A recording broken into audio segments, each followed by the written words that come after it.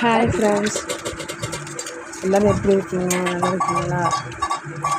திரண்ட அடுப்பில் பூரி சுட்டு சாப்பிட்ருக்கோம்.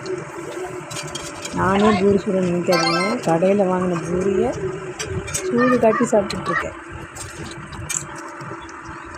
ஆனால் கொஞ்சம் ஆறி போயிடுமா, அதனால் எனக்கு அது பிடிக்காது. அதனால் நான் எப்போ வாங்கினாலும் இந்த மாதிரி சூடு காட்டி தான் சாப்பிடுவேன். பரோட்டாவாக இருந்தாலும் சரி, நான் நல்லெண்ணெயில் போட்டு சூடு காட்டிட்டு தான் சாப்பிடுவேன். நல்லெண்ணெய் சாப்பிட்டா உடம்புக்கு நல்லதுங்கிறதுனால நான் அது மாதிரி செஞ்சிகிட்ருக்கேன். இன்றைய ஸ்பெஷல் எங்கள் வீட்டில் ஆப்பிளும் பூரியும். உங்கள் வீட்டில் இன்றைக்கி என்ன ஸ்பெஷல்?